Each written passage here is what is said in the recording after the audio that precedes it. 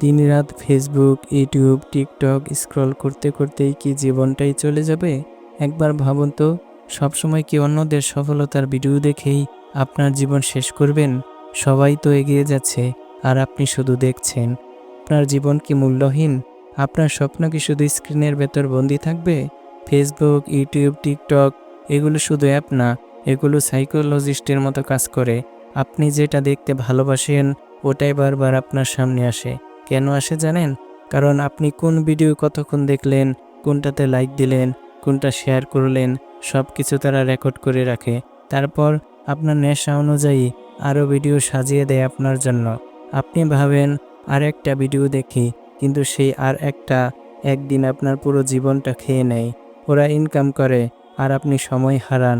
ওরা এগিয়ে যায় আর আপনি পৌঁছে যান ব্যর্থতার শেষ প্রান্তে। তাই সাবধান, এসবের পেছনে নিজের মূল্যবান সময় নষ্ট করবেন না। আপনিও সফল হতে পারেন, কারণ আল্লাহ তাআলা আপনার মধ্যে ভালো কিছু দিয়েছেন, কিন্তু সেটা খুঁজে বের করতে হবে স্ক্রল করে না, সংগ্রাম করে, পরিশ্রম করে। শুধু অন্যের সফলতার গল্প শুনে শুনে নিজের ব্যর্থতার গল্প লিখবেন না। আজই সিদ্ধান্ত নিন, দেখার মানুষ না হয়ে কাজ করার মানুষ হন।